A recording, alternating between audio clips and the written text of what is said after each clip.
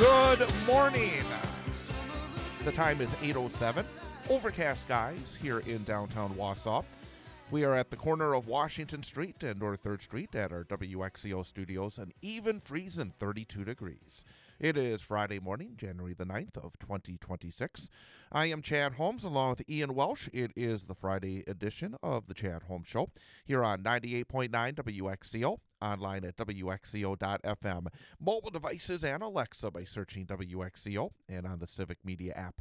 Again, if you're just rejoining us, if you have not heard, we are back here live on 98.9 WXCO every weekday morning from 8 until 9 a.m., and then from 9 till 10, we would invite you to keep with us because we have an online hour. We are live on YouTube, youtube.com. In fact, we're on YouTube right now, so you can keep it right here from 8 till 10 a.m. But youtube.com and the 98.9 WXCO channel. Also, in the 9 o'clock hour, you can tune in on our app, the Civic Media app, by going to the Sports 2 stream and the WXCO part of the app. So again, Civic Media app and also WXCO.FM. You can tune in on the Sports 2 stream between 9 and 10 o'clock. So again, a couple of different ways for you to join us for the entirety of the 2 hours. And then, of course, when we're all done after 10 o'clock, we put up the entire show as a podcast. So if you miss anything, you can get us that way as well. So again, it's great to be back doing the program for the 2 hours every weekday morning. Coming up in the second hour, we're going to make sure that we open things up. If you have ideas on news items for the week, we're going to talk about that in hour number 2. Open up the phone lines. In fact, if there's anything on your mind starting right now, you can join us by calling us at 715-814-9330. That's 715-814-9330. We would love to hear what's on your mind and what's been just a jam-packed week in the news, both locally, statewide, and nationally. 715-814-9330. So again, we'd love to hear from you. Coming up later in this hour, in fact, in about a little more than 10 minutes, we'll be joined by Paul Michlig, as we do on Fridays, talk about a Wisconsin sports weekend. And I think the headline is Packers-Bears playoff game. Packers in Chicago tomorrow night, Saturday night, for the first round of the NFC playoffs. We will talk to Paul Michlig about that and a bunch of other things going on in Wisconsin sports as well. To start things off, and I guess I should say as well, good morning to Ian Welsh. Good morning, Chad. Friday morning, and I've got to say, to start things off, there's a couple of items I wanted to talk about here in the first segment. Number one, have you noticed that all the roads around here have completely fallen apart? Yeah. What's going on here? I really don't understand. Is it because of the weather? Is it because of the timing? But it just feels like all over. It's not just one road. The potholes are everywhere. There are roads all over the Wausau area that are not bad. They're horrible. And yeah, to be honest with you, I'm not really sure what's going on here.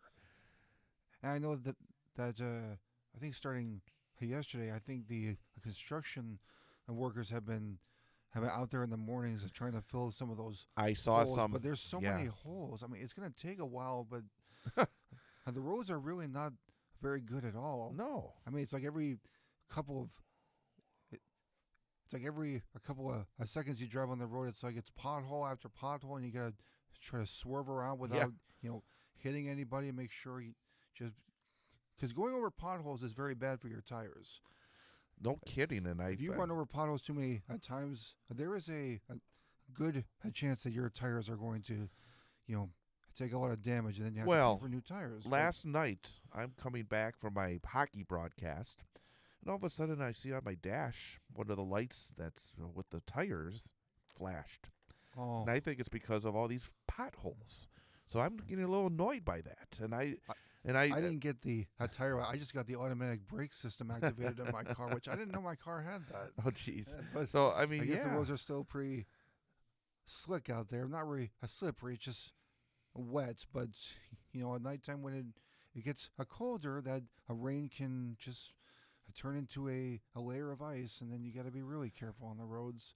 So between the ice and the potholes, you definitely have a lot of work cut out when driving this month. Yeah, the rain really was pouring down last night when I got out of the hockey game. It was even now there's still some massive mini lakes out there in certain areas because of all the rain, and then you had a little bit of melting snow because of that rain, and then of course there's still some very slick areas on sidewalks. I mean, you got to still be very aware of that as well. But I gotta figure that there's a lot of unhappy people out there right now because of all these potholes, because it is not. Agree. I can't remember it being this bad, to be honest with you. I mean, I remember the old saying, fix the bleeping roads. Well, it's time to fix the bleeping roads again. So I mean, whoever's in charge around here better get to work on that, because it really is something that's going to cause a lot of damage for a lot of folks here. And by the way, I apologize to you. I forgot to turn my camera on.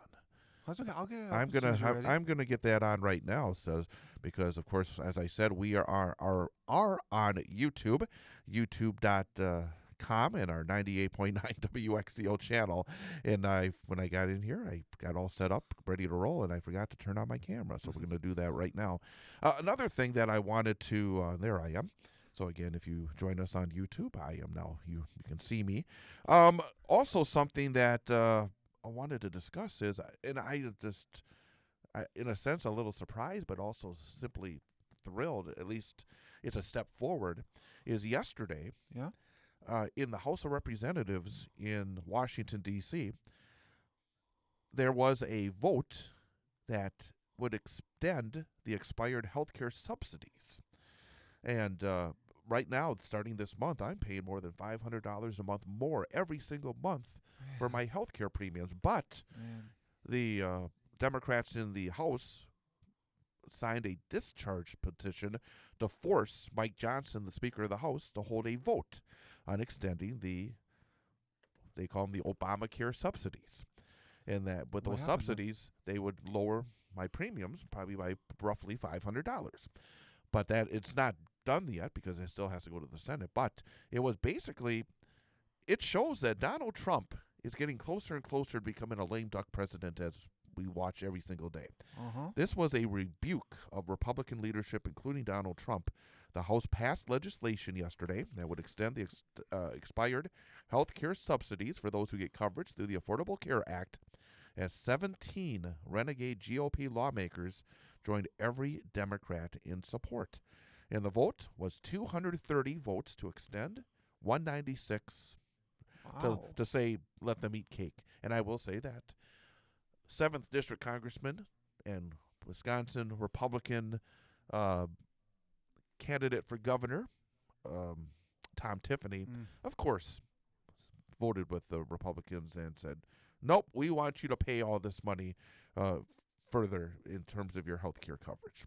But basically, there are a lot of people, including myself, who are very concerned about the health care costs going significantly higher.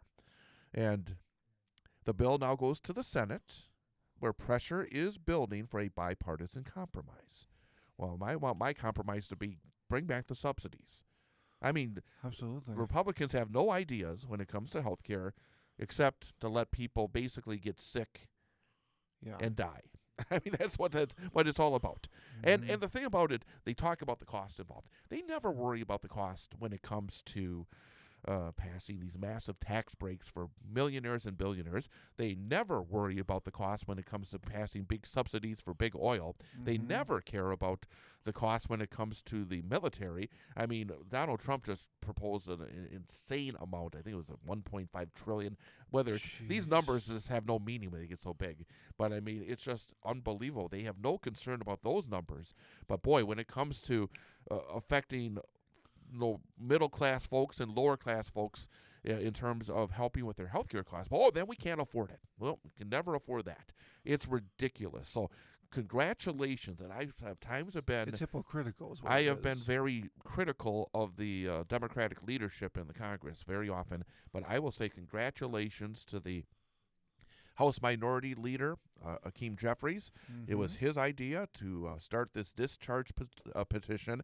And a discharge petition, in case folks are not really aware of it, it's been used a couple of times now in recent months. Okay. Number one, it was used in order to pass the legislation to force the Department of Justice and the Trump administration to release the Epstein files, which they are still dragging their feet on, but they did pass it because of this discharge petition. And now here for this healthcare subsidy issue. It basically, you go around, it's like you have your clipboard and you get all these folks in the Congress to sign. And if you get a majority of the people in the House of Representatives to sign it, it forces the Speaker of the House to have a vote on it, because Mike Johnson was not going to have a vote on this. He was just saying, nope, we're not going to do it. But Hakeem Jeffries took his clipboard out, got his piece of paper, and went around and got all the Democrats and some Republicans to sign the discharge petition that forces Mike Johnson to have this vote yesterday. And then 230 members of the House of Representatives voted to extend the subsidies. Again, 34 more voted for it than against it. And this is a rare opportunity to see democracy truly in action. Absolutely. Where somebody like Mike Johnson can't thwart the will of the Congress and the will of the people. Now we will see if Republicans have the same kind of guts in the Senate, because it's more difficult, because you need to have 60 votes to basically break a filibuster. And so if you could have a majority in the Senate, but it can still be stopped because of the filibuster. Well, I really hope that Republicans are wising up and can make the right choice for the American people. Because this is not just, this is a very important or a problem that needs to be fixed. Because, paying $500 for healthcare premium is absolutely that's more. Ridiculous. $500 more. Ridiculous. And you have insurance, right? Yes, because that's what I'm paying for. My gosh. Real quickly, before we take our first break, weather-wise for today, cloudy through mid-morning, then gradual clearing with a high near 35 degrees.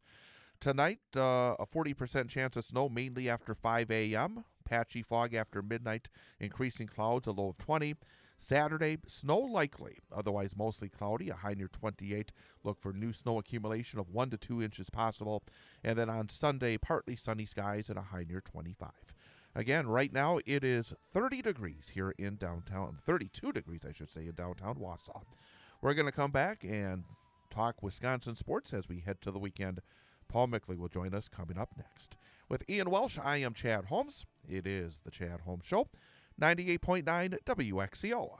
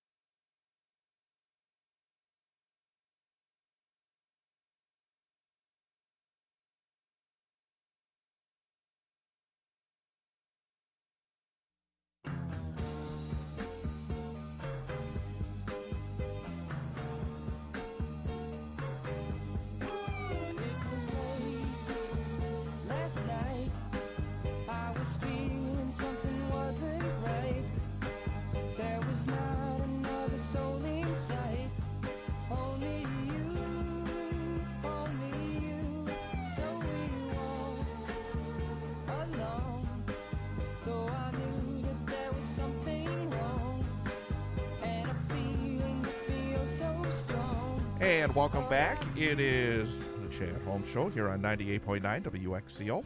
Also on YouTube.com and the 98.9 WXCO channel, WXCO.FM mobile devices, and Alexa by searching WXCO, and on the Civic Media app. Friday morning, that means it's time to talk some Wisconsin sports. As joining us is Paul Michlig. And I was thinking, as we were thinking about what I'm going to be talking about here today, this is not about the Packer Bear game. It's not about anything else going on. It's about you, because this is it. Because we've talked so many times, you want the Packers to win just so Paul Michlig's winter can be shorter. Yes.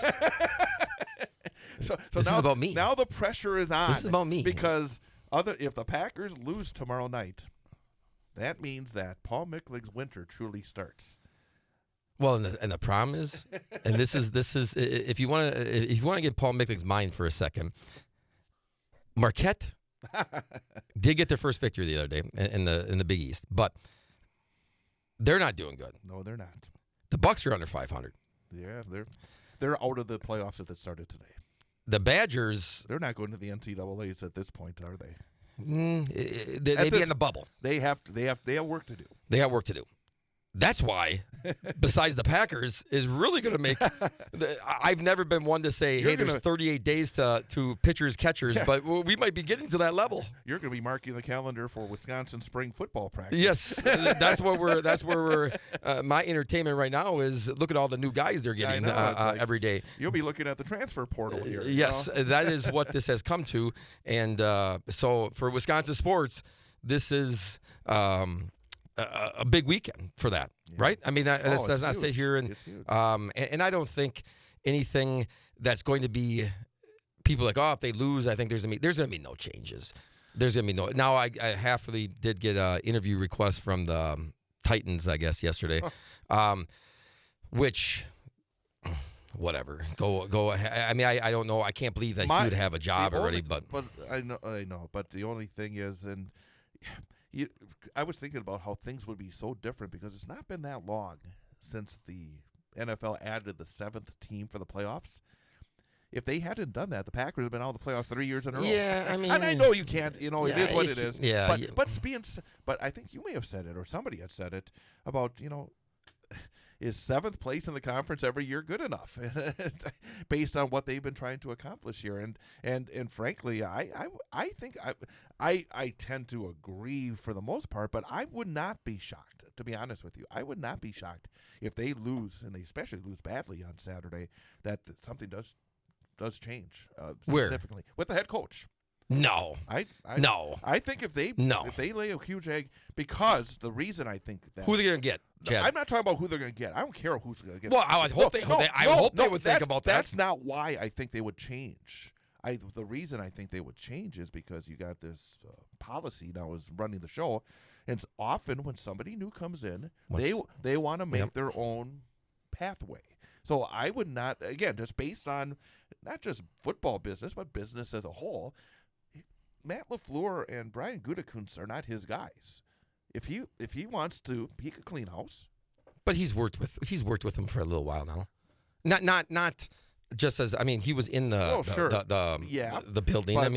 But you've seen it in other instances where someone again. I don't think somebody gets that job and just wants to push pencils around the desk. I guarantee you he's got ideas on what he wants to do, and it's not just about expanding title talent or something like that. So I would not be shocked if Goody just made possibly the biggest trade in the Packers history. Right. And that was supposed to win a Super Bowl. And if they get out, well, he got hurt. Yeah, but it wasn't like you got hurt in week 3. It wasn't like they lost the last 4 games without him. Right. So you think there would be no problem if they just run it back again? I'm not in the business of firing everybody all the time But you said you were the one that brought it up months ago that you were not sold on Matt LaFleur. Now I'm not. Now you're your biggest fan for keeping. No, I'm keeping not. Him come back. I'm not. But we have seen it. Minnesota had a disastrous year. They finished half a game ahead of the Packers. So that's a great year for the Packers. Come on. They lost their last 4 games. Yes, they did. With a lot of injuries, with their starting quarterback not playing the last 2. Boy, I didn't know you were so much into excuses. No, I'm in the business of I don't think, and we could go through high school, we could go through college, we could go through the pros. Firing somebody does not always mean results of. And I'm not saying I would do it, but you're saying there's no chance it's going to happen. None. I think that you're completely wrong. This is what might happen. This is what might happen. Goody's safe, okay? He's safe. But I thought he's only down to his last year in his. They both are. Right. So but what's going to happen is he's going to get an extension. Okay. And they're going to see with Matt LaFleur, they're going to try to lowball him. Not lowball him, but I don't think they're going to go there and pay him $15 million for 3 years. Okay, so they're going to try to go. They're going to try to say we'll want a 1 more year extension because you don't want to have a lame duck in there. Okay, you have to do something. And he could go if it's not his price, LaFleur. If it's not his price, he could say, well, I'm not taking a 1 year. I want a 3 year, and they could meet in the middle and get 2 years. All right, that could possibly happen, or they don't meet in the middle, and then he's gone. And that's his decision, not policies. That's a little bit of a wraparound because let's say that I'm right and that policy would like to do something. He could make it look like that, but that's still policy. I mean, again, if you're going to lowball in order because you're saying it, I should say lowball the money, lowball the years. No, but I mean, is what I'm saying. But if a guy like Policy's been through this. He's a lawyer type. Correct. If he wants, he could do it without firing him. So again, I would not say, oh, that's Matt LaFleur making the decision where policy. No, you know as well as anybody, somebody can make a situation so toxic. Yeah. You can't do it. We'll be right back after an information update.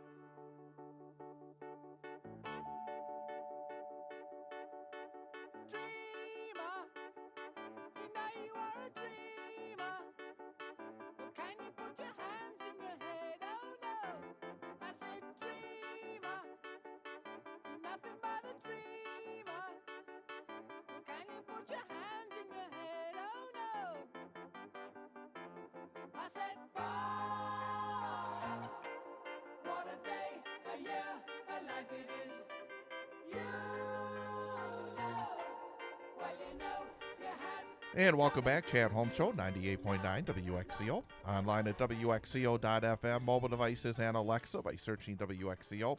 And on the Civic Media app and on YouTube, youtube.com and the 98.9 WXCO channel. Again, we are live back here from 8 till 9 on 98.9 WXCO. Then from 9 till 10, you can continue with us on youtube.com and the 98.9 WXCO channel, also on WXCO.FM and the Civic Media app on the Sports 2 stream. And, of course, you can get it all together in a podcast once we're done after 10 a.m. If you stick with us here on 98.9 WXCO, of course, Greg Bach on starting at 9 o'clock. Along with Paul Michlig. And, again, if you want to call in and say I'm right and Paul's wrong whenever we talk about something, we would love to hear from you. If you want to say he's right and I'm wrong, then I don't want to hear from you. But the number is 715-814-9330. That's 715-814-9330. Let's talk about the game itself. Talking about if they lose, it was almost like it's talking about like they're going to lose. Yeah, it's a done deal. But a lot of people are picking them. I know. I think the Packers are going to win. I think maybe if they have like a strategy, if they switch a quarterbacks like every quarter, like switch between Jordan Love and Malik Williams, I think they can pull it off. I'm not sure if you can do that, but that's what I would do. This is the voice of the fan here. Again, yeah, this is just nuts. That's nuts, Ian. That is crazy talk. Now I will say, Willis, I could see him. I could see him being in maybe how's his short arm? Down. No, how's his arm? How's his arm? Probably not good. Well, I mean, come on. Short down. I'm saying running the ball. This is the same stuff that we heard last year when he came on and played well early. And I never said play him. No, but there was a lot of talk out there. Oh, well, there should be some packages for Malik Willis. No, you don't. You have a quarterback, and frankly, and I said this last year. What's Malik Willis's job? It's when he's asked to play, to come in and play well. People act like this is like, oh, man, that's his job. That's why they picked him up. Yes. You have Jordan Love, who I think has been playing. I think he's played well. I think he's had a good year. You don't start flipping around quarterbacks. That doesn't work. No, the only reason I'm saying is the short yardage is because I don't know if Chicago is as fast on their speed on their defense. Willis definitely against Baltimore, and I thought against Chicago too was it looked like he was like one of the fastest guys in that front seven. So when you're talking about short yardage and the Packers, let's not sit here and lie. Packers on fourth down and the third down is short have not been up to speed. If that is going to help win a game, to have him come in and give us that third down and fourth down and short an advantage, put him in. Because we were talking about winning the game here. We're not talking about a long season here. We're talking about one game. If he is going to be the best option on 4th and 1, if we're going to sit there and go in the shotgun and do a play up the middle, a zone read or zone play up the middle, you have to have a zone read off of it. And with Jordan Love at quarterback, you do not want to put him in there, right? All right, whatever. You don't want to put him in there, right? That's fine, whatever. Let me say something else about the quarterbacks. Is that my dad and I have been talking about this. Is there is a difference between Jordan Love and Malik Willis? Okay. I think we got the Malik Willis fan club over here. Okay, continue. Just the difference is that when Jordan Love has the ball and he's going to toss it, he just stands there. Just he looks for an opening, and sometimes that doesn't always work. Now, Malik, he has the ball and he moves around before he throws it. Starting here. He actually has. I'm not saying that Jordan Love is bad at that. I'm just saying that Malik is better when it comes to speed and adaptability when it comes to getting rid of the ball. He played well against Baltimore. He played, he did. But what's the old adage? The most popular guy on the team is always the backup quarterback. But let's get beyond the quarterback thing. I mean, let's talk about the game because in the end, I don't think we're going to see a Malik Willis package. Maybe you'll be right. Maybe we'll see it in the short yardage, and that'll be the reason they win the game. And then next week, I will say you were right, and that will taste bad in your mouth. Oh, it will be horrible. I may call in sick next Friday. But the game itself, I mean, Chicago. I'm still not completely sold on Chicago. So I mean, I think this is a coin flip game. I think the Packers, if they would have been full strength, I think I would have liked them really a lot more than because I mean the Packers. Well, if they're at full strength, the game would be at Green Bay, but that's probably right.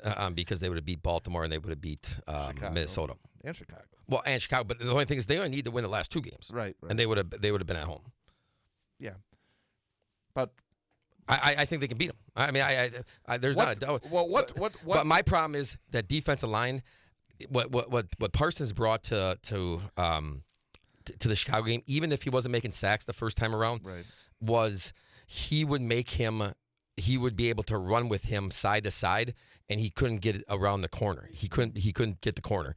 And if you saw in the last game, I thought he got the corner and he made he's good. He's good off the run and when he turns the corner, he can get his shoulders squared. He can make that pass look like easy.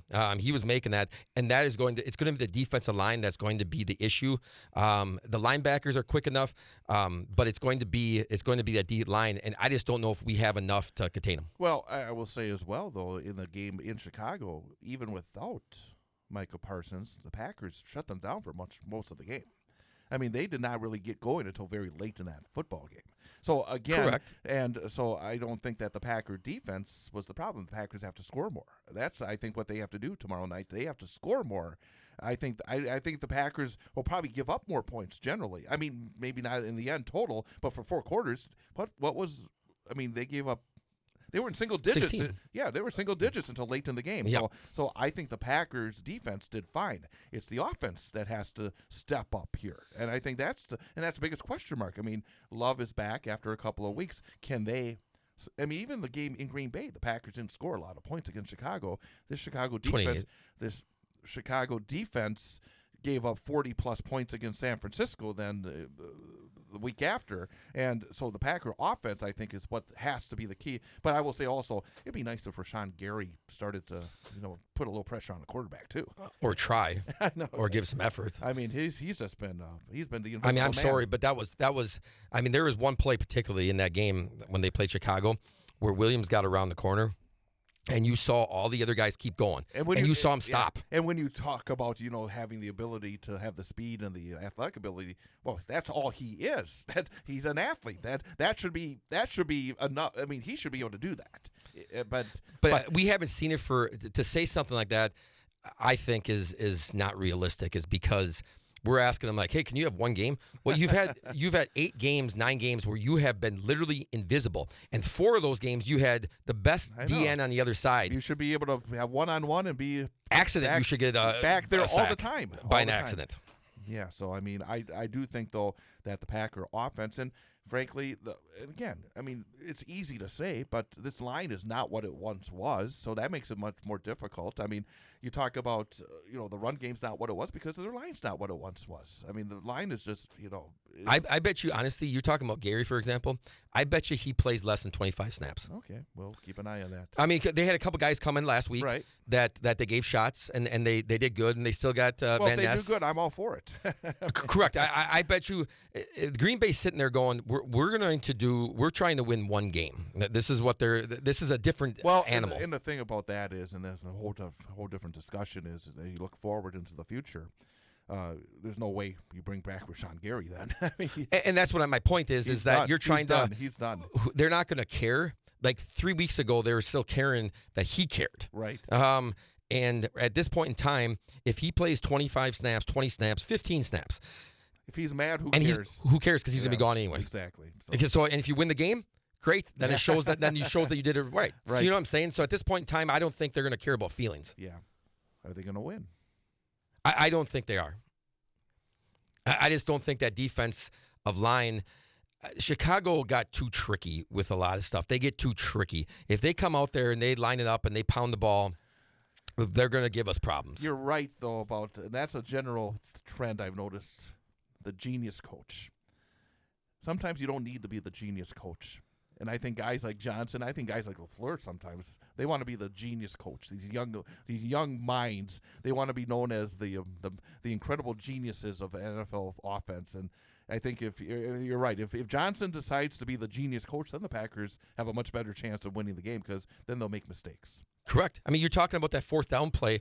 You're talking Chicago moved the ball at will. Let's not sit here and say that they did not move the ball at will. They moved the ball all the way down. It was 4th and 1. And they got tricky, and they had let's snap it in between the tight ends thing, and the ball went back, so we got the ball. You know what I'm saying? Like, I know. They out-tricked themselves.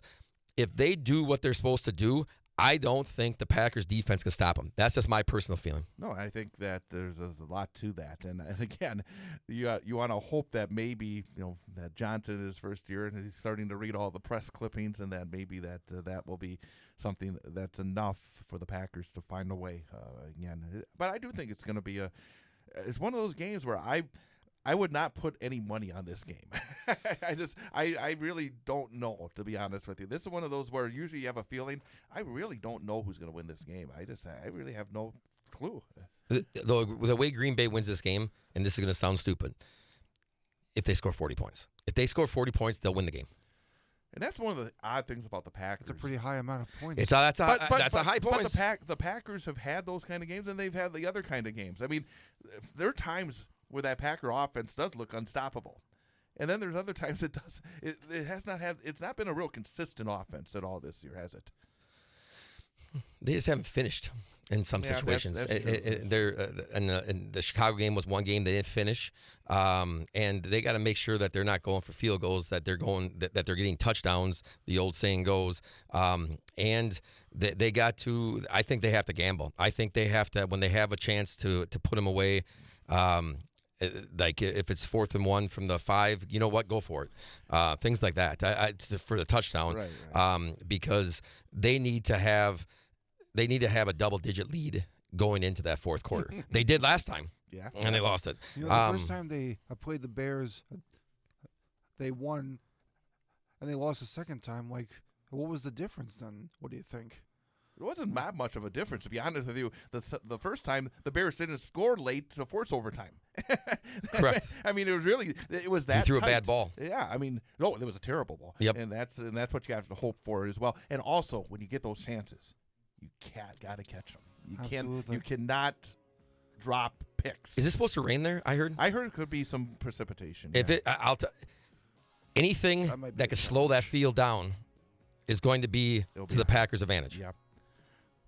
You have to leave, or do you want to spend a few more minutes? Well, we can spend a few more minutes. Because I want to talk about the Bucs, and I'm kind of curious of. We've had this discussion about Giannis and the whole future thing, and I want to get your. I'm not sure what you're thinking now because. He says he's staying there or something. I know. So I'm curious. I think there's some nuance to it. So let's talk about that. All right. Coming up, we'll be back in 2 minutes, a few more minutes here in this hour. And again, don't forget to join us after 9 o'clock on YouTube and also on WXCO.FM and the Civic Media app and the Sports 2 stream. The time is 8:49. This is no social crisis, just another tricky day for you.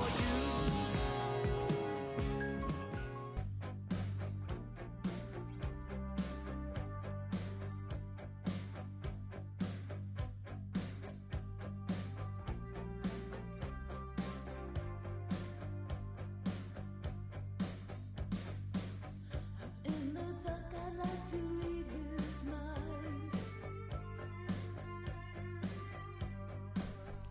But I'm frightened. Chad Holmes Show, 98.9 WXCO. Heading towards the weekend. It is Friday, the 9th day of January, 32 degrees, overcast skies here in downtown Wausau. We're looking ahead to another big Wisconsin sports weekend. And the Bucs, they've shown signs of life, but, I mean, their schedule really wasn't that hard. And then they lose a game to Washington that they should have lost. But Washington's actually played better basketball, if people have noticed. Yep. But Giannis has come back. Giannis doing Giannis things. Says he'll never ask for a trade. So I guess we should all be. He's a lifer, right?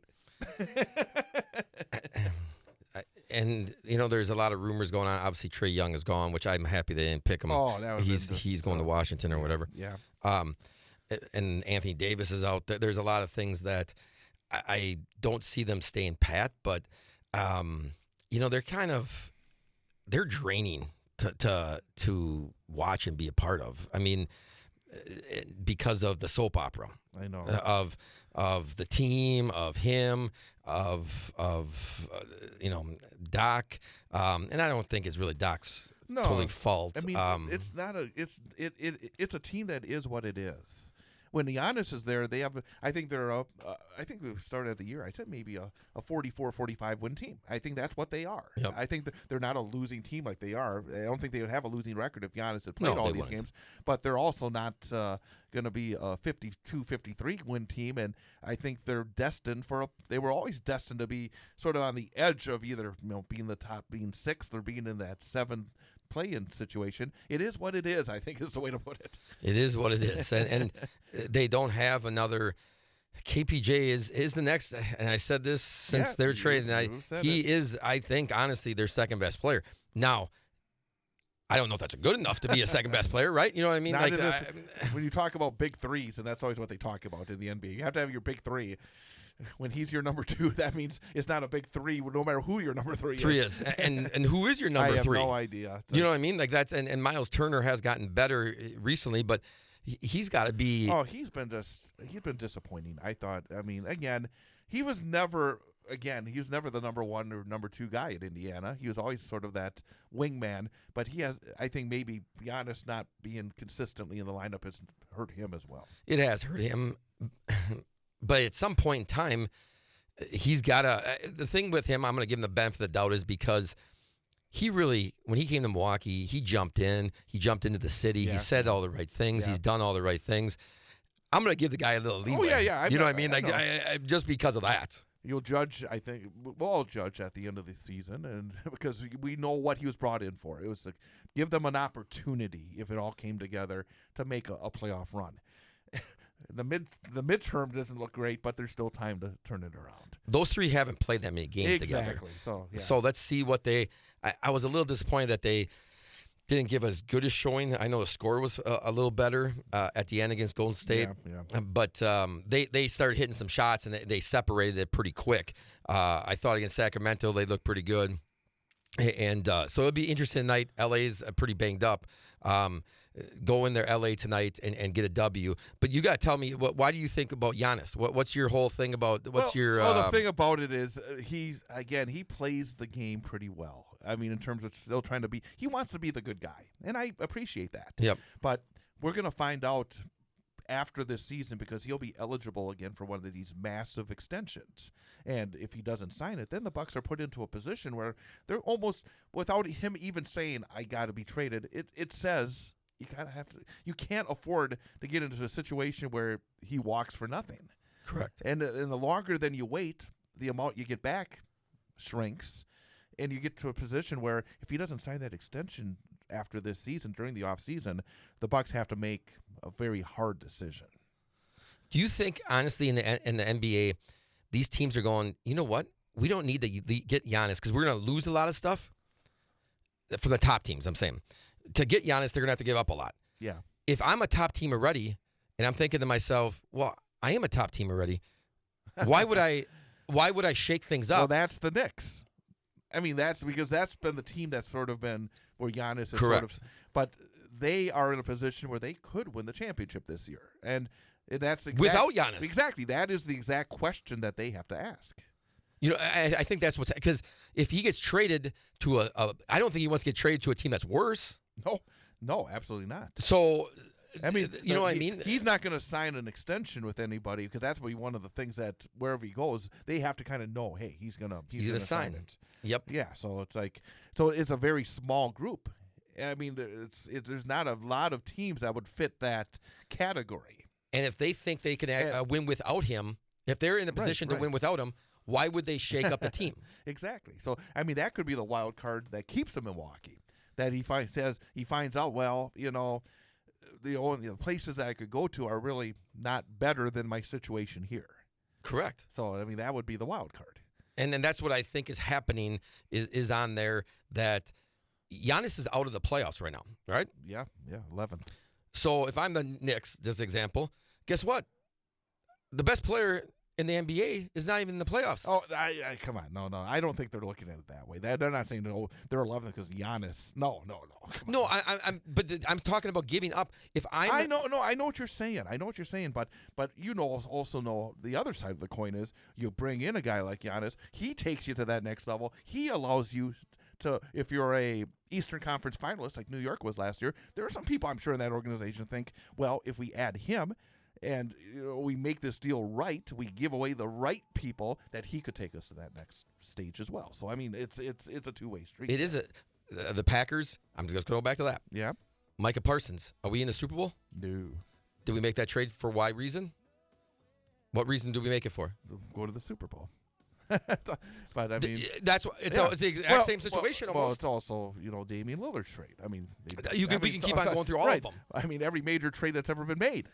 You're going to say that you want to guarantee a Super Bowl or guarantee an NBA championship. Have a good weekend. You guys have a great weekend. Tune us in, youtube.com, Sports2Stream, WXCO.FM, and the Civic Media app, or else it's Greg Bach here on WXCO after 9 o'clock.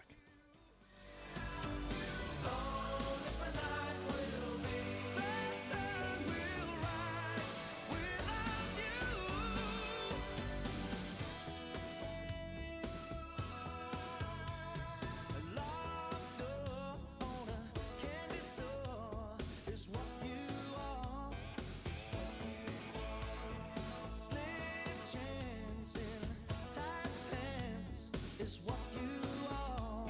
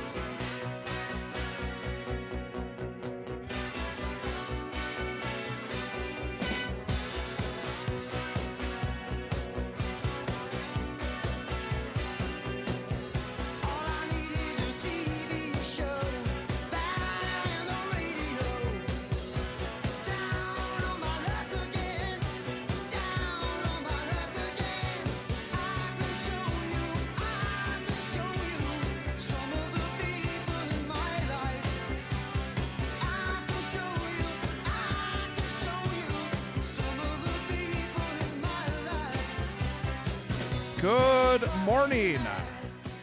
The time is 9:07. Currently 34 degrees under overcast skies here in downtown Wausau.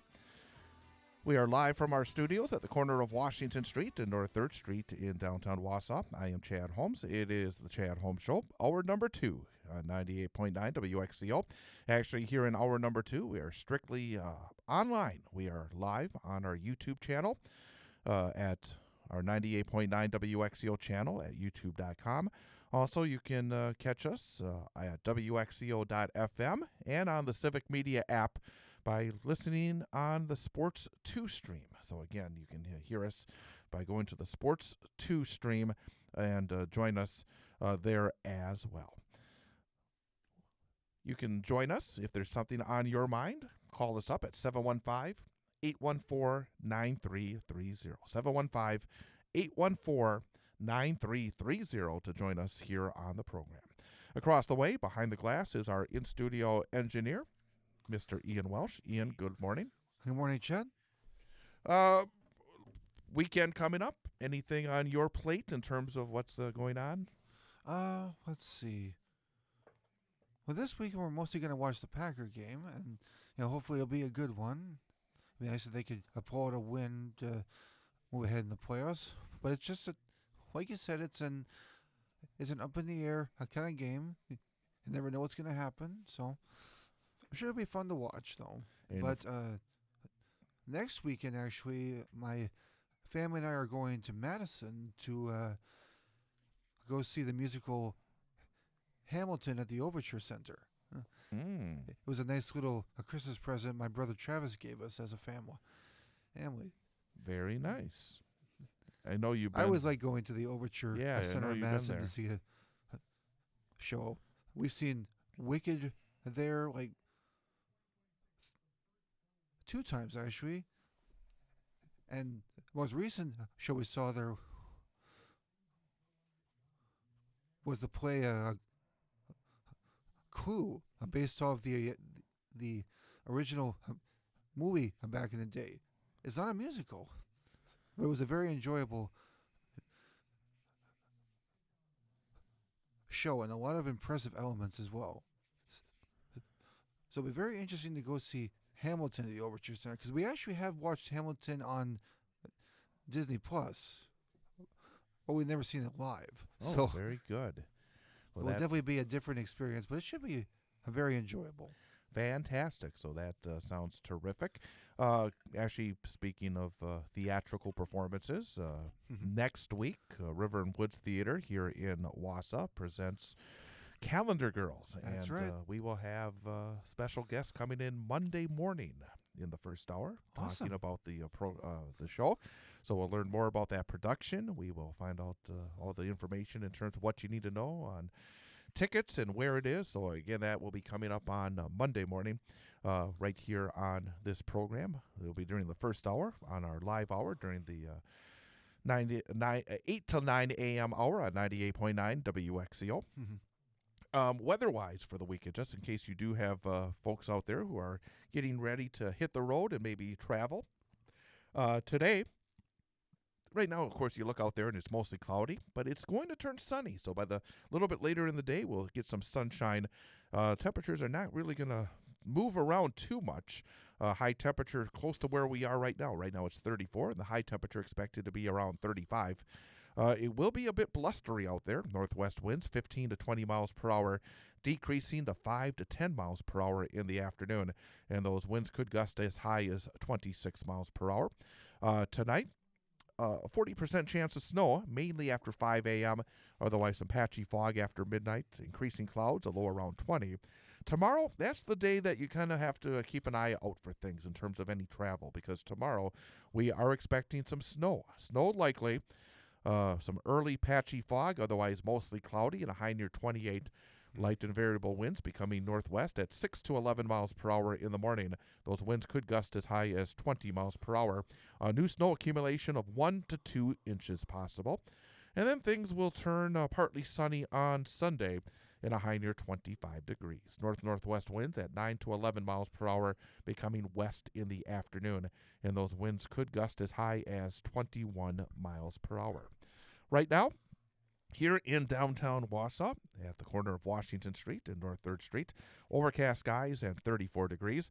The winds are out of the northwest at 17 miles per hour, gusting as high as 28 miles per hour, wind chill factor of 23. The dew point is 28, relative humidity of 79%. The barometer at 29.82 inches and a visibility of 10 miles. Quick note that tonight we do have high school hockey. The Wausau West Warriors will take on Middleton. It is part of the Wausau West Hockey Invitational. If you're a hockey fan, would like to see some terrific high school hockey doubleheaders tonight and tomorrow because it is a tournament. The tournament gets underway at 6 o'clock with the first semifinal. Perennial Powers, Notre Dame Academy, and Eau Claire Memorial will face off. And then Wausau West against Middleton in the second game. That will be starting at approximately 8:30. So we will be on the air at just around 8 o'clock. Again, it is an approximate start time because it's based on how long the first game goes. But tune in around 8 o'clock for Wausau West hockey against Middleton right here on 98.9 WXCO, online at WXCO.FM, mobile devices and Alexa by searching WXCO, and on the Civic Media app. I wanted to talk a little bit more about the meaning of that. I think really good news because so often we're talking about the bad stuff, but the meaning behind that rebuke of Trump and I think his minions in the Congress in terms of the Affordable Care Act and the subsidies. Because it's been a story that's been a build recently. Because we recall the government shutdown not too long ago. Yeah. And I have to admit, I was very upset when the government shutdown ended without the guarantee of the subsidies being continued. It was ugly. Because I felt like the Democratic Party, in that sense, had a little bit of capital to work with to try to force the Republicans to do something they should be doing. That is, something that the public as a whole wants to be done.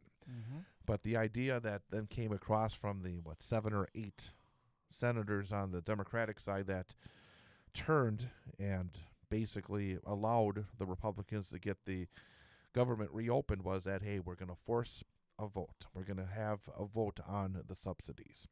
Well, the idea was that was in the Senate. There was no guarantees in the House. And it sounded like it was a completely meaningless gesture, that if you could not get a vote in the House, it doesn't matter whether or not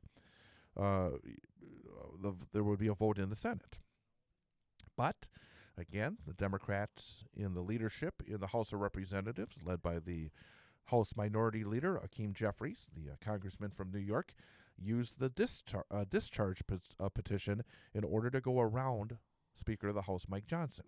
Basically, again, it's something that had not been used a whole lot, but it's been used twice to great effect in the last couple of months. First of all, with the Epstein files to get those released, even though the Trump administration continues to, I think, ignore the law as they continue to slowly bring out these files. Drag their feet is what you said. Yep, drag their feet. But here, in this respect, it actually did what it's supposed to do. The Hakeem Jeffries got the signatures of more than half of the members of the House of Representatives. That forced Mike Johnson to hold a vote. And then yesterday, the vote occurred.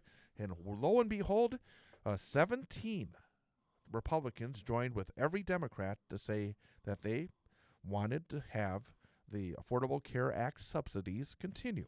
And the thing about it is, You said they needed over 60 votes, right? well, that's in the Senate, so we'll talk about that. That's the Senate version. So, but what I want to say here again, the tally was 230 to 196, and you know that the Republicans who crossed the line did not do it because they wanted to go up against Donald Trump. They did not do it because they wanted to cross Mike Johnson. They did it because the people in their district wanted it to be done. Because they realized if they continued to stand against it, it could possibly hurt them in the election coming up in November. This is about self-preservation for the 17 Republican lawmakers who joined every Democrat in support of the extension of the expired health care subsidies. These health care subsidies expired at the end of last month. So right now, people like myself who are on the exchange are paying significantly higher health care premiums each and every month. In my case, more than $500. But this is the first step towards reestablishing those health care subsidies. So now the bill goes to the Senate, and there is pressure that is coming for some sort of compromise. I just hope that if there is a compromise, that it does not sell out the folks that need these subsidies. That, frankly, Republicans got to be pushed to say either we're for it or against it. And it's just another aspect where they feel like right now the unpopular policies of this Trump administration is coming back to bite them. And that's, again, as much as the fear, and it's fearful this when it comes to the lack of democracy that Donald Trump seems to believe in. He just does not believe in democracy. It's more of a totalitarian mindset. But we're not completely lost yet as long as the people still have some sort of voice here. Right. And as you know, I know that people like Trump are probably looking for any way to avoid elections coming up in November. But at this point, these folks in the Congress know that they're going to have to face their voters.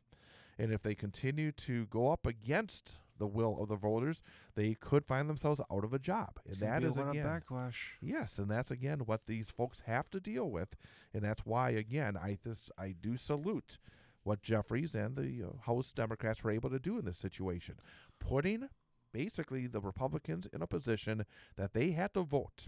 They had to vote either for helping lower and middle class folks with their health care subsidies, or by saying, nope, we're going to continue to focus completely on millionaires and billionaires and basically say, anybody else, you're on your own. So, again, very, very, I think, good news yesterday. And now I'm curious to see what the next step is. As you said, and as I said in the last hour, it's not as easy in the Senate because in order for a bill to advance, you have to break cloture. And that is basically a filibuster. And cloture comes at 60 votes. So not only do you have to get 50 or 51 votes, you have to get 60 votes in order to get to a final vote. And then, of course, if you get a majority, then you're able to pass a bill.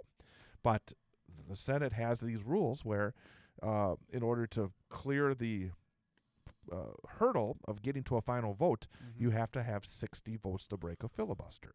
Do you know when this vote will take place, or do we not know yet? That's a good question here. Let me just check the Associated Press here in terms of what they're saying about whether or not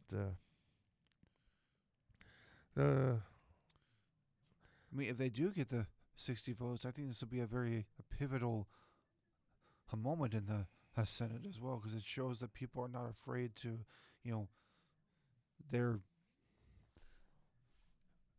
they understand that their actions have consequences, and that the people are the ones who matter more, not just the top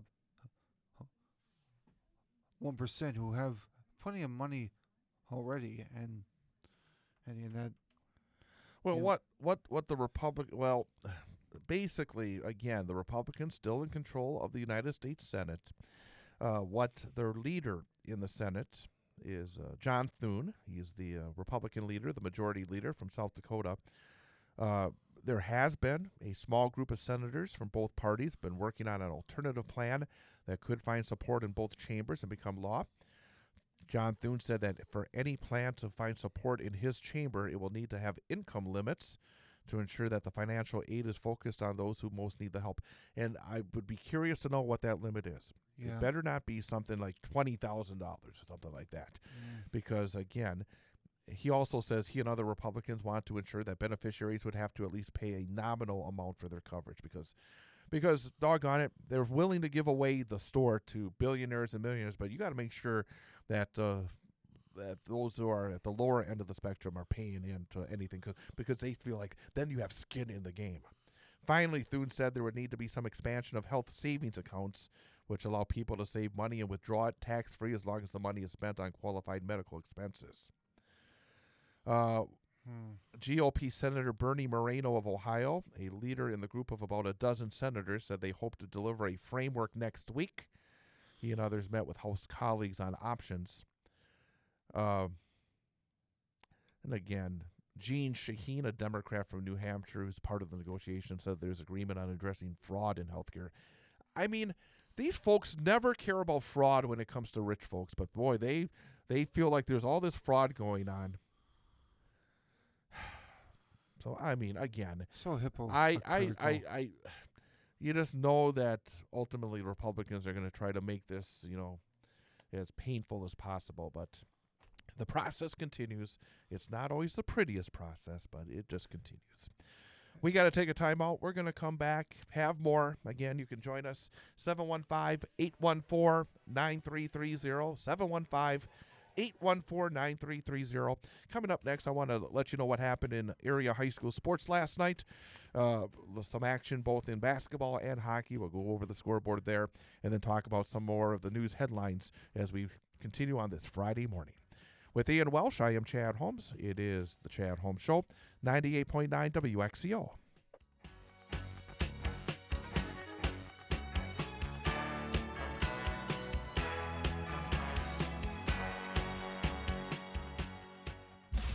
On Thursday night, the Wausau West hockey team returns to play in the Wisconsin Valley Conference, playing host to Wisconsin Rapids at the Marathon Park Ice Arena. Hear all the exciting action live on 98.9 WXCO, online at WXCO.FM, mobile devices and Alexa by searching WXCO. So, how are the kids? Well, Emily made the honor roll. Oh, good for her. Yeah, we're really proud of her. Tyler, on the other hand, though, What's going on? he's been moody lately, just feeling down and not like himself. Oh, we've been there. Nick was struggling last spring. He was so anxious and stressed. Really? What helped? Well, he joined the soccer team, and ever since, he's been a lot happier. He has more energy, he's less stressed, and he's definitely in a better mood at home. It's made a huge difference. That's awesome. Yeah, I'm glad he's getting out of the house, he's getting some exercise, and he's off his phone for once. It's been good for his mental health. Sounds like it's been good for your mental health, too. Participating in Wisconsin high school sports improves students' physical and mental health. Encourage your son or daughter to get involved. This message presented by the WIAA and the Wisconsin Athletic Directors Association. On Friday night, the Wausau West High School hockey team takes on Middleton in the first round of the Wausau West Hockey Invitational. Hear all the exciting action live on 98.9 WXCO, online at WXCO.FM, mobile devices and Alexa by searching WXCO, and on the Civic Media app, starting with the pregame show at 8 p.m. Wausau West Hockey on 98.9 WXCO is brought to you by Sun Printing, the Wausau West Athletic Department, Cloverville Credit Union, sponsor of the Cloverville Credit Union broadcast booth, Rocket Industrial, and the Wausau Business Show, the Wausau Cyclones, the Wausau West Hockey Booster Club, Four Seasons Golf of Wausau, and Mike Whitmore Construction. It's Wausau West High School hockey against Middleton, Friday night, starting with the pregame show at approximately 8 p.m. on your home for Wausau West Sports, 98.9 WXCO, WXCO.FM, mobile devices and Alexa by searching WXCO, and on the Civic Media app.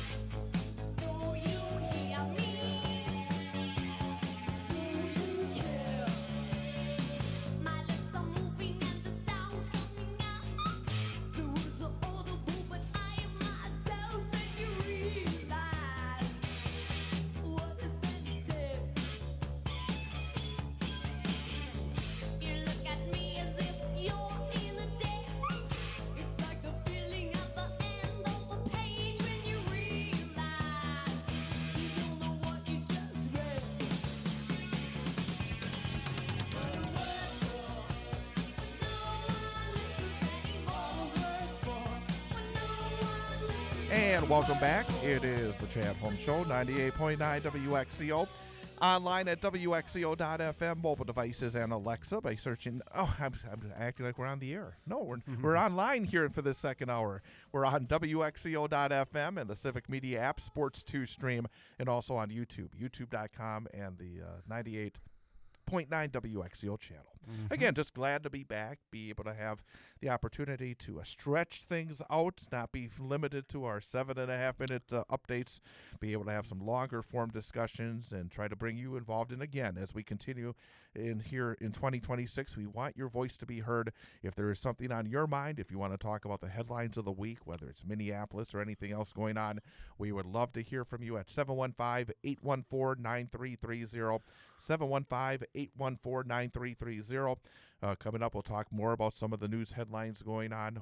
Later in the show, we'll wrap it up with our number for the day quiz and take you up until 10 a.m. But real quickly here in this segment, I wanted to talk a little bit about what was going on last night on the scoreboard for high school sports.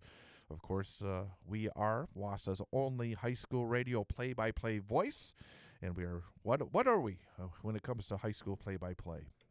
We are very, very proud to be the only local WASA radio station that covers play-by-play action of high school sports. Darn right. Yes. So let's look at boys basketball. There was no action in the Wisconsin Valley Conference last night, but there is plenty of action tonight.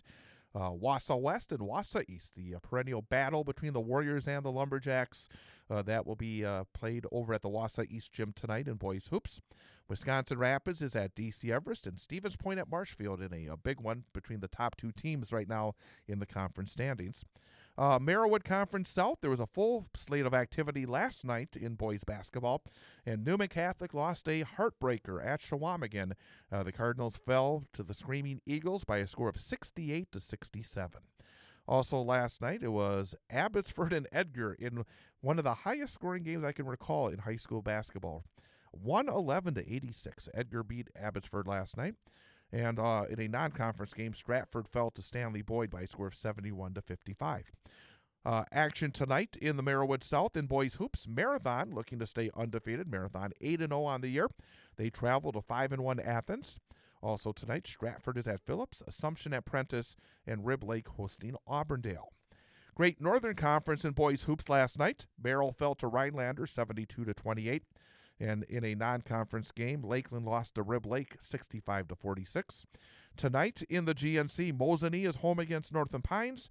Tomahawk is at Lakeland and Antigo at Medford. Girls high school basketball. Last night, nothing in the Wisconsin Valley Conference, but tonight, again, full slate of activity. Wausau West at Wausau East. In fact, Warriors and the Lumberjacks will be playing a girls-boys doubleheader tonight over at East, starting at 6 o'clock with the girls, followed by the boys game. DC Everest girls are at Wisconsin Rapids, and Marshfield travels to Stevens Point. Merriwood South in girls hoops last night. Newman Catholic at home lost to Edgar by a score of 49-38. It was Stratford getting past Auburndale 44-40. Stratford still undefeated in the conference. And Marathon, they moved to 8-2 on the season. Marathon defeated Athens 65-22. Tonight in Merriwood South girls hoops, Newman Catholic at Shawamigan. Edgar at Abbotsford. Auburndale travels to Rib Lake. Stratford is at Phillips. And Prentice hosting Assumption. Great Northern Conference girls basketball last night. Mosinee stays atop the league standings. They beat Northern Pines 77-40. Tonight, Lakeland is at Tomahawk in the GNC. Medford at Antigo. And Merrill visits Rhinelander. Boys hockey last night. Wisconsin Valley Conference in a game heard right here on 98.9 WXCO. Cooper DePoint had his third consecutive hat trick. Owen Pergalski also scored 3 goals as Wausau West defeated Wisconsin Rapids 9-0. Warriors now 13-1 overall, 4-1 in the conference. Stevens Point moves to 12-1 overall, 4-0 in the WVC. They defeated Marshfield 11-2, and DC Everest over East Merrill United by a score of 6-1. Mentioned earlier that tonight, Wausau West hosting Middleton in high school hockey. First round of the Wausau West Hockey Invitational, 8 o'clock, right here on 98.9 WXCO. Also tonight, EMU, East Merrill United, hosting a tournament at the Smith Center in Merrill. Their first round game is against South Central, which is a co-op of a bunch of teams down in the Madison area, including DeForest, Madison East, and others. So EMU against South Central tonight in hockey as well. Great Northern Conference in high school hockey. Mosinee fell last night to Tomahawk by a score of 4-3. It was Northern Pines over Lakeland 5-0. Wapaka defeated Antigo 1-0, and Medford in overtime beat Rhinelander 3-2. Mosinee in high school hockey tonight, back in action for a non-conference game. They will make the long trek to southeast Wisconsin and take on Marquette University High School. So that's a look at what's going on in area high school sports. Very nice. And, of course, hope you can join us for our hockey broadcast with Wausau West and Middleton tonight at 8 on 98.9 WXCO. We're going to take another quick timeout. We're going to get a news update. Isabella Nieto, our WXCO news reporter, will give us the latest news information, and then we'll be back again, talk about some of the other headlines going on in the news here in Wisconsin and throughout the country. 715-814-9330, 715-814-9330 to join us as well. The time is 9:32, 34 degrees under overcast skies. With Ian Welsh, I'm Chad Holmes here on 98.9 WXCO, the YouTube channel actually, youtube.com, and also WXCO.FM and the Civic Media app, Sports 2 stream.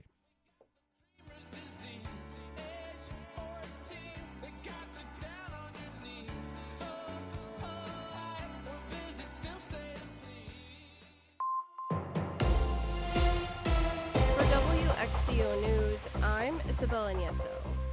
A bill in the state legislature could turn control over energy projects, specifically solar and wind projects, over to local municipalities. And a Marathon County resolution could ask the State Counties Association to help get it passed. Twin bills in the state Senate and Assembly would require local approval for certain wind and solar projects before the Public Service Commission can approve them. At a high level, what the legislation does, and it's in the packet, it is allows for those municipalities for projects that are over, as I understand it, over 100 megawatts. That's Marathon County Administrator Lance Leonard speaking at an infrastructure committee meeting yesterday.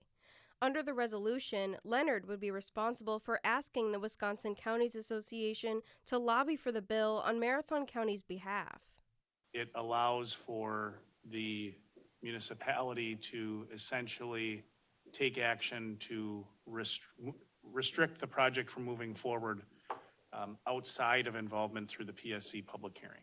District 29 Supervisor Chris Dickinson supported passing the resolution. But I think it ties in with lots of the conversations that we've had about local control, particularly when it comes to, I would say, the county and that, being a arm of the state. The resolution comes as Alliant Energy is working to set up a 150 megawatt wind farm in Marathon County. According to their website, a proposed timeline slates the company to submit a permit application to the PSC this year.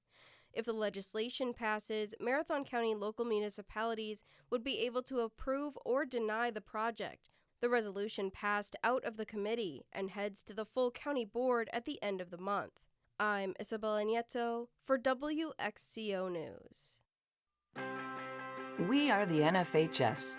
That stands for the National Federation of State High School Associations. But really, what we stand for, together with the WIAA, are the 178,000 high school sports students in Wisconsin.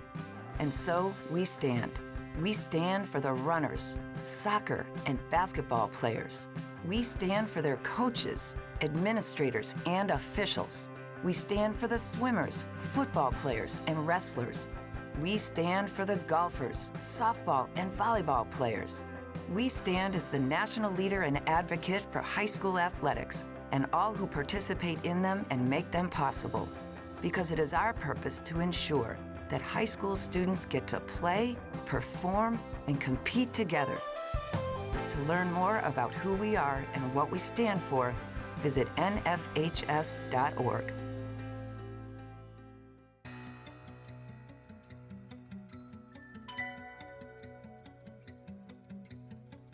If you want me, you can find me left of center off of the strip. In the outskirts and in the fringes, in the corner out of the grip. If you want me, you can find me left of center off of the strip. In the outskirts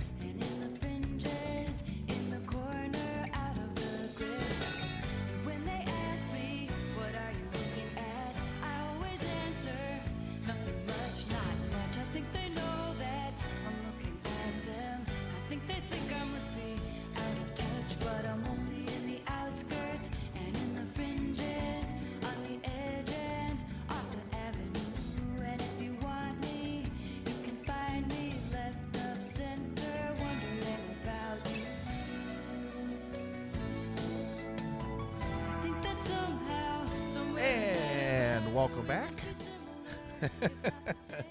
Friday morning, I think we're all ready for the weekend. It is 9:37. Yeah, I think so. It's like 9:37. It is 34 degrees under overcast skies here in downtown Wausau. Hopefully your Friday's off to a terrific start, and glad you could be with us here with the Chad Holmes Show on youtube.com, 98.9 WXCO channel, WXCO.FM, and the Civic Media app and the Sports 2 stream.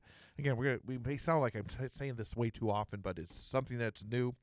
And listening habits are sometimes hard to develop and hard to break. And I want to make sure that everybody is always aware of what's going on, especially if you're tuned in on our podcast, because each and every day we do have a podcast. You can go to our website, WXCO.FM, and then you'll see right on the front page on the right-hand side, it'll be news. It'll have our daily news roundup with Isabella Nieto. And also there will be the Chad Holmes Show. And you can listen to the show anytime at your convenience. If the mornings are, you may be at work or doing something else, you can always listen, again, at your convenience. And they have this great technology these days as well. You can also speed it up. They can make us talk faster. But you can get it there. You can also, if you're on Spotify or any other podcast source, just subscribe to WXCO News, and then you'll see the Chad Holmes Show as part of that as well. So, again, different ways that we can connect. And as I said, we would love to hear from you, because as we go into this year, it's going to be, frankly, I mean, a lot of unknowns. I really, Absolutely. as we sit here, just 9 days into the new year, where we're headed, I don't know. To be honest with you, I mean, we've seen this week, it's just been craziness. And we have elections coming up. We have elections in the spring, a lot of local elections in the spring. We have a state Supreme Court election coming up in April as well. Then, of course, we have the gubernatorial race, which is wide open because Governor Evers is retiring after his second term. That will be running through the summer until the primary.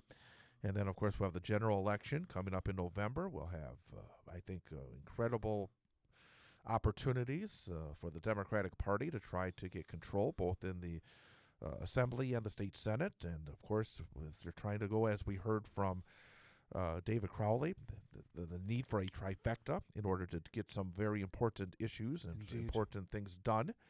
We'll see whether or not Democrats can take over both the House of Representatives and the Senate, see whether or not Donald Trump continues this incredibly, I think, vengeful policy with ICE.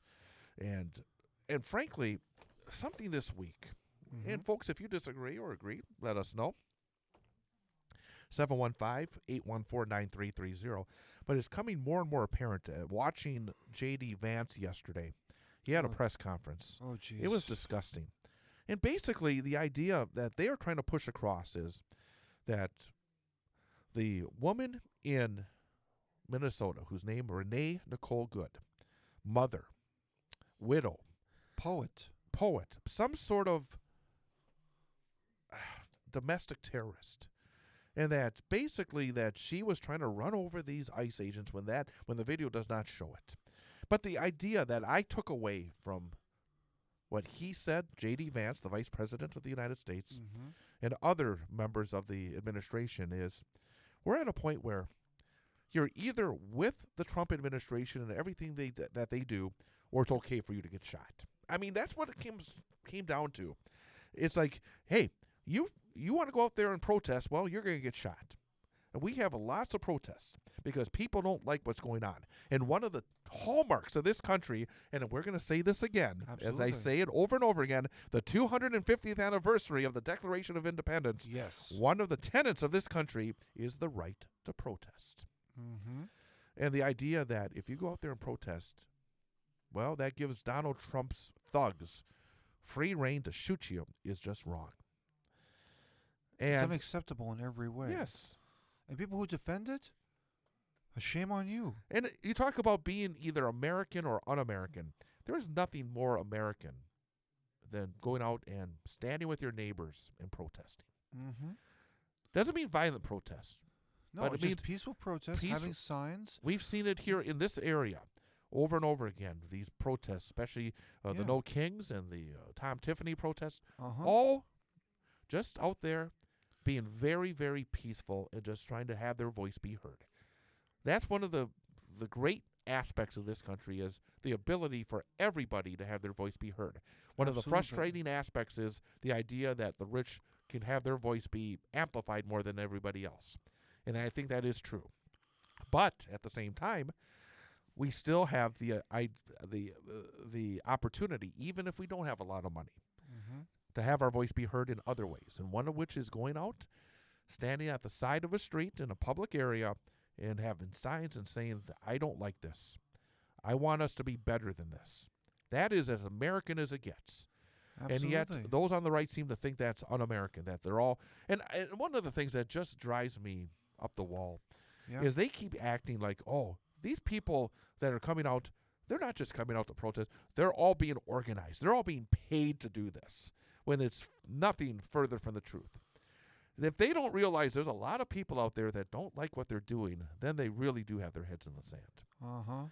But again, I think that something is going to be a common theme with us here in the mornings. Yeah. The 250th anniversary of this country. And it's definitely a fork in the road. It's like you don't know what direction we're going to go.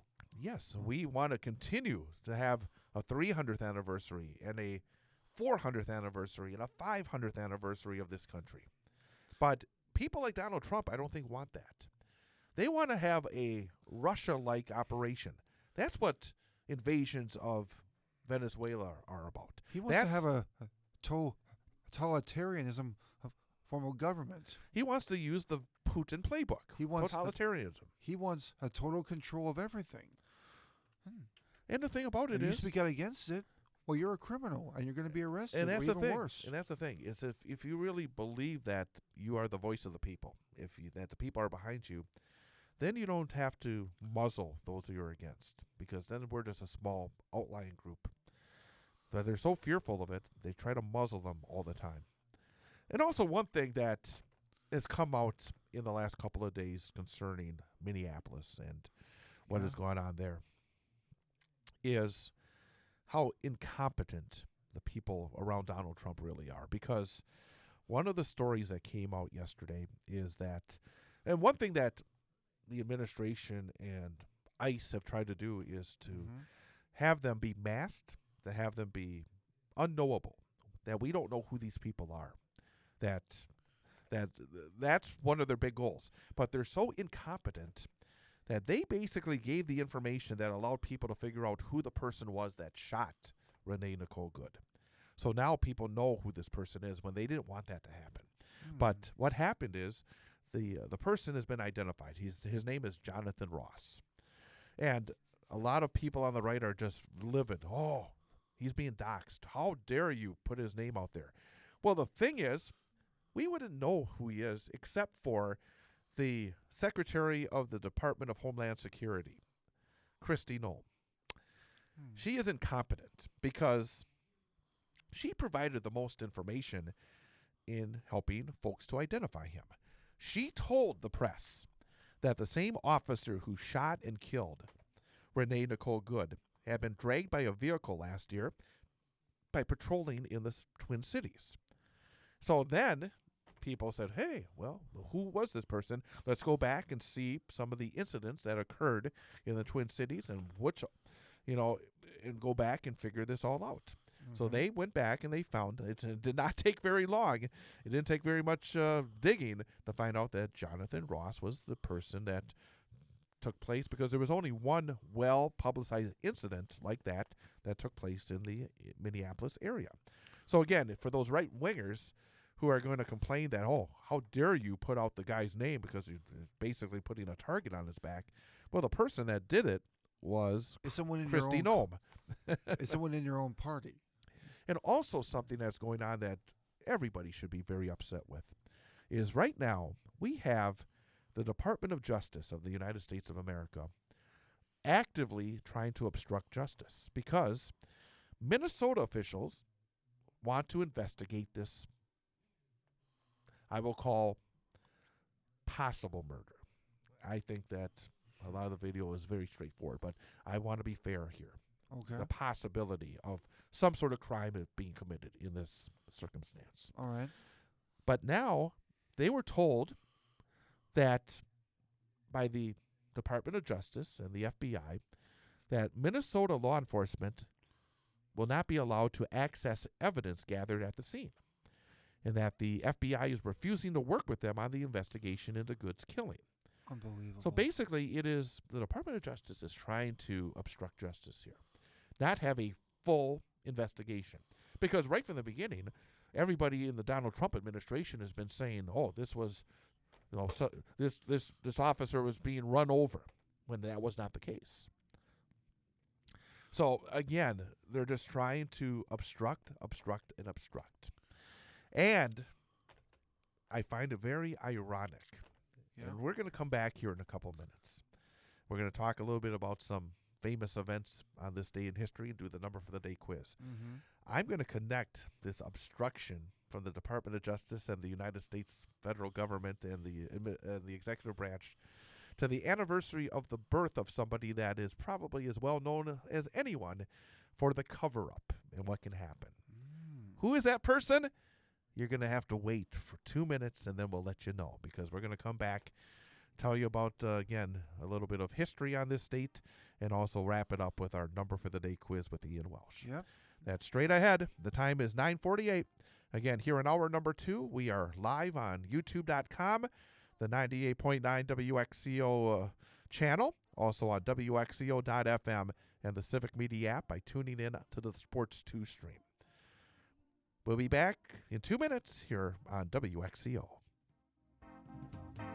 Then they send me away to teach me how to be sensible, logical, responsible, practical. I'm Chad Holmes, join former Wausau West head hockey coach B.J. Brandt and myself every Wednesday night from 6 till 8 p.m. for the Big High School Sports Show on 98.9 WXCO, online at WXCO.FM, mobile devices and Alexa by searching WXCO on the Civic Media app, and also broadcasting live on the 98.9 WXCO YouTube channel. Each week we'll be talking high school winter sports. We'll review and preview the basketball and hockey action with both the boys and the girls, and each week we'll also be joined by an area head coach and a student athlete guest as well. It's the Big High School Sports Show every Wednesday night from 6 till 8 p.m. on Central Wisconsin's radio home for high school sports. 98.9 WXCO, online at WXCO.FM, mobile devices and Alexa by searching WXCO on the Civic Media app, and broadcasting live on YouTube.com and the 98.9 WXCO channel. We are the NFHS. That stands for the National Federation of State High School Associations. But really, what we stand for, together with the WIAA, are the 178,000 high school sports students in Wisconsin. And so we stand. We stand for the runners, soccer and basketball players. We stand for their coaches, administrators, and officials. We stand for the swimmers, football players, and wrestlers. We stand for the golfers, softball, and volleyball players. We stand as the national leader and advocate for high school athletics and all who participate in them and make them possible. Because it is our purpose to ensure that high school students get to play, perform, and compete together. To learn more about who we are and what we stand for, visit nfhs.org.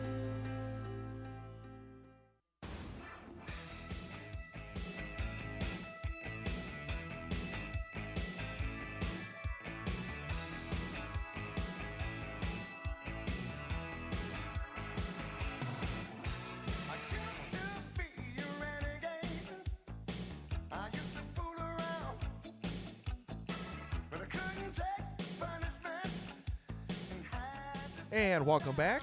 Chad Holmes Show here on WXCO.FM and the Civic Media app, Sports 2 stream, and on YouTube.com on the 98.9 WXCO channel. With Ian Welsh, I'm Chad Holmes. Before we get into our history lesson, some kind of breaking news involving the Packers. Longtime Packer executive John Eric Sullivan has been chosen by the Miami Dolphins as their next general manager. John Eric Sullivan has been part of the Packer organization for the past, 20 years or so. So he's going to get a bigger job. He's first started as a scouting intern in 2003. He worked his way up to director of college scouting, co-director of player personnel, and most recently vice president of player personnel. He's a trusted voice for general manager Brian Gutekunst. And so again, John Eric Sullivan is somebody that the Packers will be losing from their front office, becoming the new general manager of the Miami Dolphins. So that's very surprising. Well, I mean, after 20 years, I think he probably wants to be a GM, and Miami decided that, and it says something good about the Packers front office that they're able to do that. Yeah. All right, let's talk a little bit about what's happened on this date in history. Okay. January the 9th. And when you think about cover-ups, and I just mentioned that I think that the Department of Justice and the Trump administration is trying to cover up any kind of investigation or find out the facts involving this Minnesota shooting. The person that is most known for a cover-up would have to be Richard Nixon. I was just going to say that. Nixon, of course, Watergate. Yeah. And so often it's been said it was not the crime of Watergate, the break-in at the Watergate complex that brought Nixon down, but it was the cover-up. Yeah. Well, today is Richard Nixon's birthday. Nixon was born on January the 9th of 1913. So he would have been 113 years old today. And I have to say, I have been to the Richard Nixon Presidential Library in Yorba Linda, California a number of times. I love it because, and I actually got a couple of biographies. I find him to be one of the most intriguing figures in American political history. I would agree with that. I just think that he's just a very interesting, flawed individual, but very, very interesting in terms of having some incredible highs and incredible lows during the course of his lifetime. And if you have a chance to be in Southern California, I would suggest that you visit the Richard Nixon Presidential Library. Definitely a president we can learn from. Definitely. And I hope Donald Trump learns about the folly of a cover-up. I wouldn't hold my breath on that one.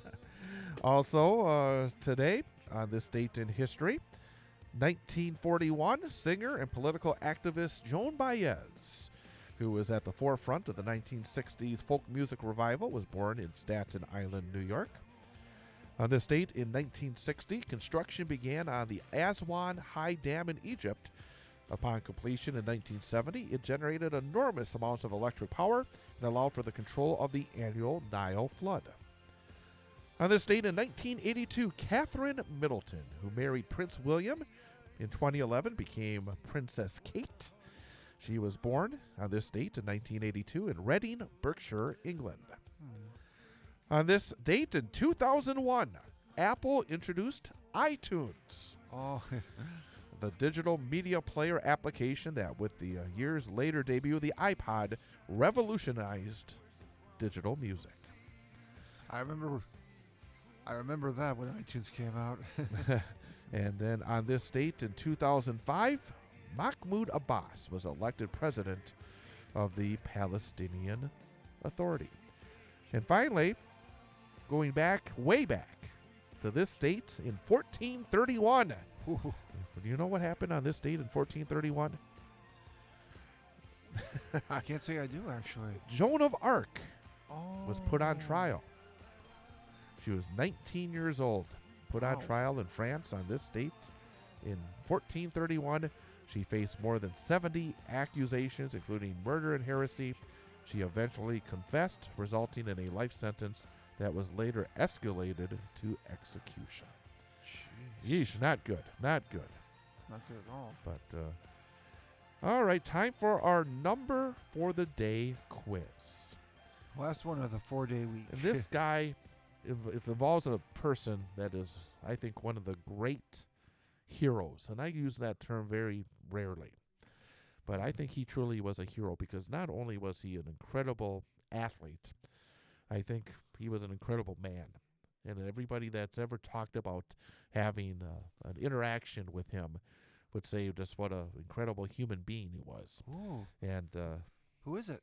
The man is Bart Starr. Oh. And again, I think he was just one of the greats, and I think he will. What a legend. I don't care what Rodgers did. I don't care what Favre did. I don't care what anybody else has done. He is still the ultimate Green Bay Packer. He is. Absolutely. Because not only was he the ultimate winner as a quarterback, working with Vince Lombardi. He was somebody that was always an incredible human being that always touched people in a positive way. That's good. But he, of course, had 5 NFL championships, led the Packers to the first 2 Super Bowls, NFL Hall of Famer, was Packer coach. When I was a kid, we had a pet, a black cat. And his name was Black Bart Starr because we loved Bart Starr in our household. Our pet was Black Bart Starr. So That's sweet. I know. We loved Black Bart Starr, just like we loved the real Bart Starr. But All right. the number for the day is, Okay. it was on January the 9th of what year that Bart Starr was born? Today is Bart Starr's birthday. What year? What year was Bart Starr born? Okay. Was he born on this date in 1924? Was he born on this date in 1929? Was Bart Starr born on this date in 1934? So 1924, 1929, or 1934? So 5-year intervals. Okay. 24, 29, or 34. What And by year the was way, Bart this is Starr born? it's all on the line here for you today. Yeah, because You get I can do 2 out of 4. You get Oh, both. that's 50%. You this get week. both a passing grade and a winning week. But if you get it wrong, then you don't get a passing grade at all. So it's all on the line. Yeah. Okay. 1924. Legendary coach 29, Bart Starr and quarterback Bart Starr, born in Montgomery, Alabama, on this date in what year? Okay, I'm gonna say. And again, just think about this. I'm gonna help you here. Okay. Think about when Bart Starr was the player with the Packers. Think about, what years was he winning those Super Bowls? Try to put it together and then try to figure out, like, how old would he have been when he was playing with the Packers? And try to put it together. Okay, I'm gonna say. Final answer. I'm going with 1924. A final answer. I'm gonna say 1924. Well, Bart Starr was winning championships in 1961, 1962, 1965, 1966, and 1967. If he was born in 1924, that means he would have been winning those final championships in his early 40s. And players were not doing it in his early 40s. So he was actually born in 1934. 1934. So I was hoping you would kind of try to At least put you that learned all together. There you go. But Yeah. happy birthday to Bart Starr. Happy birthday, Bart Starr. Heavenly birthday to him. And happy birthday to you too, Richard Nixon. All right. Well, that's going to wrap it up. We'll be back Monday morning starting at 8:06 on 98.9 WXCO.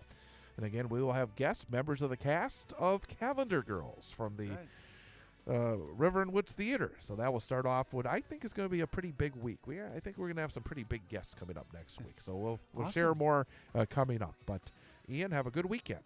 You too, Shed. Happy Friday, everybody. Have a great weekend. And we'll see you Monday here on WXCO.